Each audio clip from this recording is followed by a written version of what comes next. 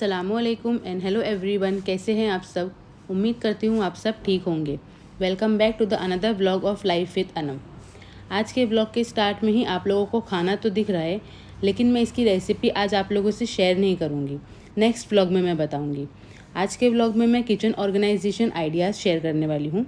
Part 1 में मैंने kitchen makeover और काउंटर टॉप ऑर्गेनाइजेशन शेयर करी थी, और आज पार्ट 2 है जिसमें मैं किचन कैबिनेट ऑर्गेनाइजेशन शेयर करूँगी। अच्छा, तो यहाँ साइड वाले टेबल में है ना, ऊपर 2 ड्रॉर है। तो ये ड्रॉर को है ना मैं डेडिकेट करने वाली हूँ कटलरी के लिए। तो इसको है ना मैं पहले अच्छे से वैक्यूम से साफ़ कर लूँगी कि कोई भी अगर बारीक कचरा भी होगा ना तो वो साफ़ हो जाए, और इसको एक बार मैं पोंछ लूँगी। स्पून्स और फोक्स वगैरह को ड्रॉवर में ऑर्गेनाइज रखने के लिए मैंने ना ये कटलरी ऑर्गेनाइज़र मंगवाई हूँ, और ये है ना अलग अलग साइजेज़ में आया है। तो इसको है ना अपने हिसाब से रीअरेंज करके ड्रॉवर में सेट कर सकते हैं। अच्छा, अब अगर मैं इसको ड्रॉवर में ऐसे ही रख दूँगी तो ड्रॉर खोलने और बंद करने में ऑर्गेनाइज़र हिलेंगे, क्योंकि ये ड्रॉर के साइज़ के नहीं हैं। तो इसीलिए ना मैंने ये शीट मंगवाई हूँ बिछाने के लिए। हम ये शीट इसलिए यूज़ करते हैं कि ड्रॉवर और कैबिनेट्स में निशान या स्क्रैचेस ना आए। तो ये शीट में देखिए ऊपर साइड बम्स है और बैक साइड पे ये प्लेन है। तो कुछ भी सामान हम लोग इसके ऊपर रखेंगे ना तो वो हिलेगा नहीं। और अब है ना मैं ये शीट को ड्रॉर के साइज़ का काट के दोनों भी ड्रॉर में बिछा दूँगी।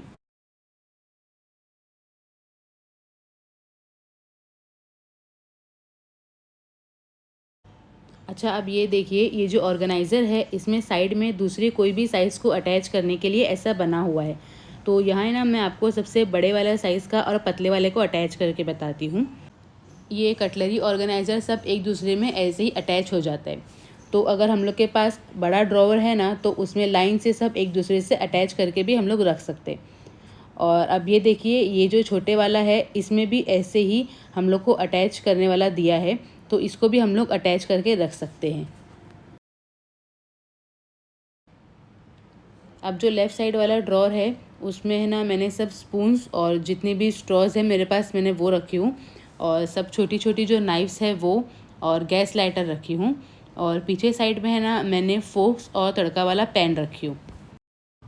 और अब दूसरे वाले ड्रॉर में मैंने चाय की छन्नी रखी हूँ, सिफ्टर है, पिज़्ज़ा कटर है, मेजरिंग स्पून है जो कुकीज़ वगैरह बनाने में काम आता है, और साइड में जो स्टील के बड़े वाले स्पून्स है वो रखी हूँ। और पीछे साइड जो छोटे वाले ऑर्गेनाइज़र है उसमें मैंने यखनी की छन्नी रखी हूँ, और तेल खाली करने के लिए जो फ़नल होता है वो, और टेप्स वगैरह है। और यहाँ साइड में है ना मैंने ये अंडे का चिपटा वाला चम्मच रखी हूँ, और दूध के लिए गहरा वाला चम्मच रखी हूँ।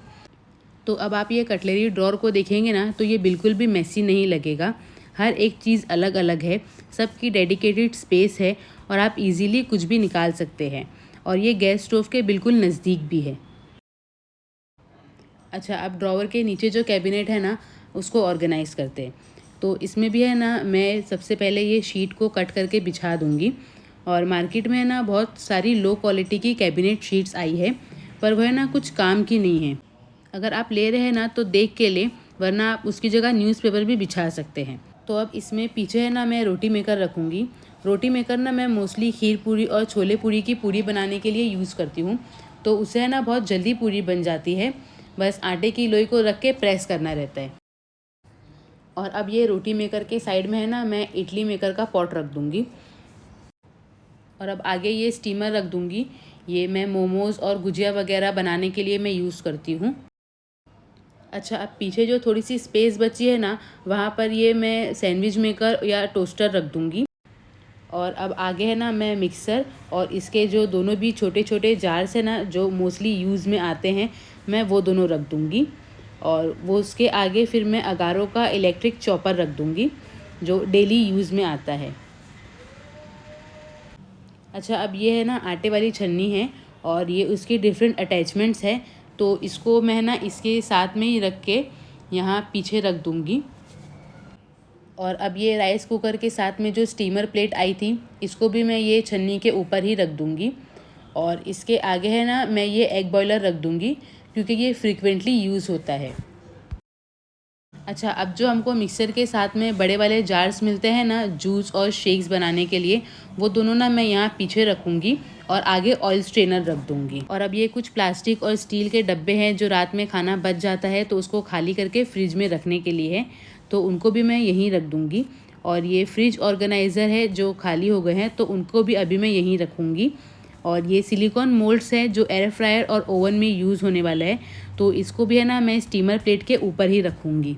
अच्छा, अब जो ये बेकिंग पेपर, फॉइल पेपर और पार्चमेंट के रोल है तो उसको भी है ना अभी मैं यहीं रख दूँगी।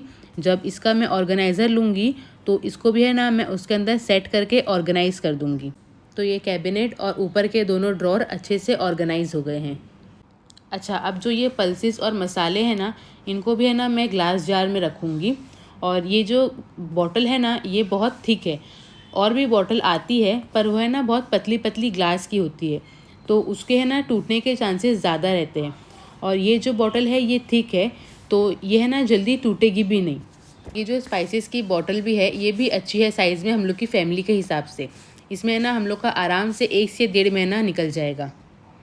अच्छा, अब ये देखिए, ये है ना एक और शीट है। ये भी वैसी ही शीट है पर ये ना प्रिंटेड है।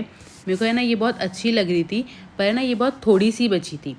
तो इसको है ना मैं गैस के ऊपर वाला जो कैबिनेट है ना, मैं उसके अंदर इसको बिछा दूँगी, क्योंकि मैं अपने सारे पल्सेस और स्पाइसेस है ना मैं इसी में रखूँगी। इसमें है ना यहाँ एक शेल्फ़ लगा हुआ था, लेकिन जो सब दाल की बॉटल्स है ना मेरी, वो साइज़ में थोड़ी बड़ी है, तो मेरे को है ना वो शेल्फ़ निकालना पड़ा।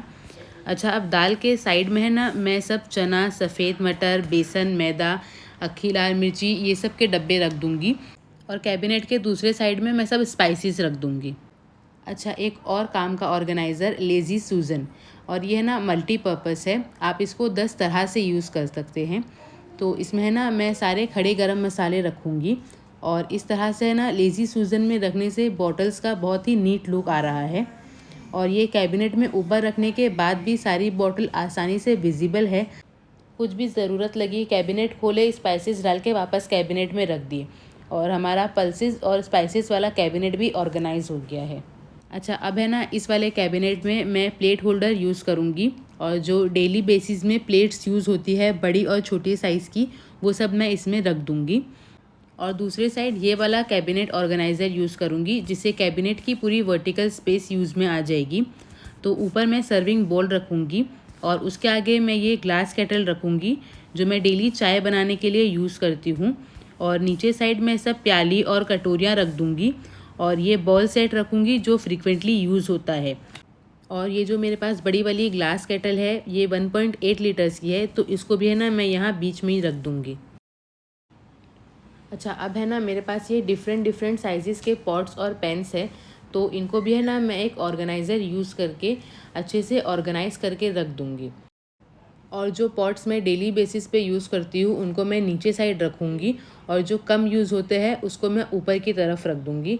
तो ऐसा है ना सब पॉट इजीली विजिबल भी है, और है ना यूज़ में भी आएगा, वरना जो आगे रहता है वही यूज़ में आता है। और अगर एक के ऊपर एक रख देंगे तो इसमें स्क्रैचेस भी आ जाएगा। और अब यहाँ साइड में ये सब पॉट्स की जो लिड्स है उसको भी मैं रख दूँगी लिड होल्डर यूज़ करके। तो ये पॉट वाला कैबिनेट भी ऑर्गेनाइज हो गया है। और इसके पहले है ना मैंने किचन मेकओवर पार्ट 1 भी डाली हूँ, तो उसकी लिंक है ना मैं डिस्क्रिप्शन में डाल दूँगी। Those who are interested can check. अच्छा, अब ये कैबिनेट के नीचे जो ओपन स्पेस है ना, वहाँ पे मेरे पास जो ये 75 किस्म के स्ट्रेनर्स हैं मैं वो रखूँगी। और उसके साइड में ये प्लास्टिक वाले मिक्सिंग बोल्स है वो रख दूँगी। और एक साइड पे है ना मैं ये ग्लास वाला पॉट रखूँगी, जिसको है ना मैं डेली यूज़ करती हूँ मिल्क बॉईल करने के लिए। अच्छा, अब ये एक और ऑर्गेनाइज़र है, अंडर कैबिनेट कप होल्डर। बहुत से लोग है ना किचन टेबल कप होल्डर भी यूज़ करते हैं, पर मेरे को है ना ये ज़्यादा अच्छा लगा, तो मैं ये यूज़ करके मेरे पास जो भी छोटे छोटे कप्स हैं ना वो मैं इसमें हैंग कर दूँगी। तो ये वाली ओपन स्पेस भी जो है वो अब अच्छे से ऑर्गेनाइज़ हो गई है। यह ना नीचे वाला कैबिनेट है, इसकी ना हालत बहुत ज़्यादा ही ख़राब थी, तो मैंने ना ज़्यादा रिकॉर्ड नहीं करी हूँ। यहाँ पे मैंने कुकर, ट्रे और रोटी बनाने वाले सब सामान रख दी हूँ। और नीचे साइड जो है ना ये डब्बों में, एक में आटा है, एक में चावल है, और एक डब्बे में है ना जो सब थोड़ी बहुत दाल बच जाती है ना, दाल और मसाले, वो सब मैं रखी हूँ। और यहाँ है ना मैंने एक और ऑर्गेनाइज़र यूज़ करी हूँ, और उसमें सब पैन्स और रोटी बनाने वाला तवा रख दी हूँ। अच्छा, अब सब कैबिनेट तो ऑर्गेनाइज़ हो गए हैं, पर मैं ना सोच रही थी थोड़ा सा काउंटर टॉप का लुक चेंज कर दूँ। तो मैंने है ना ये वाज़ मंगवाई हूँ, और आर्टिफिशियल फ्लावर है ना मेरे पास सिर्फ 5 ही था, तो वो मैं है ना दूसरी जगह यूज़ करने वाली हूँ, आप लोगों को आगे पता चलेगा। तो यहाँ मैंने है ना ये रियल रेड रोज़ेज़ रख दी हूँ अभी के लिए, और अभी है ना इसके आगे मैं दोनों कैंडल्स रख दूँगी, और लैंटर्न और आर्टिफिशियल प्लांट को मैं यहाँ से हटा दूँगी। तो ये साइड वाला काउंटर टॉप भी अब अच्छे से ऑर्गेनाइज हो गया है। अच्छा, और ये है ना कल की क्लिप है। यहाँ फ्रिज के ऊपर है ना मैं drill free adhesive tissue holder लगा रही हूँ। ये अगर निकालना भी रहेगा ना तो ये इजीली निकल जाएगा, और फ्रिज का कलर भी ख़राब नहीं होगा। और मेरे को है ना ऐसा लगता है कि किचन में ना टिश्यू का यूज़ बहुत ज़्यादा होता है, तो ऐसे टिश्यू को होल्डर में लगा देने से है ना टिश्यू यूज़ करना भी बहुत ईजी हो जाता है। अच्छा, अब है ना यहाँ आ जाते हैं डिश वॉशर पे, और अब इसको भी ऑर्गेनाइज़ करते हैं। डेमो देने के लिए जो टेक्नीशियन आते हैं ना उन्हें पहले ही बता दिए थे कि इस पर कुछ भी सामान रख के यूज़ कर सकते हैं, कोई इशू नहीं होता है। तो अब मैं इसको भी ऑर्गेनाइज़ करूँगी। तो इस पर है ना मैं सबसे पहले ये वाइट कलर का राउंड वाला दस्तरखान बिछा दूँगी, क्योंकि मेरी किचन का थीम वाइट है इसीलिए। और अब है ना कॉर्नर पे है ना मैं ये प्लेट्स में रख दूँगी, और इसके ऊपर मैं राइस कुकर रखूँगी। और अब है ना मैंने ये वुडन ट्रे मंगवाई हूँ फॉर डेकोरेशन पर्पस, तो इसको भी है ना मैं यहाँ पे राइस कुकर के आगे ही रख दूँगी।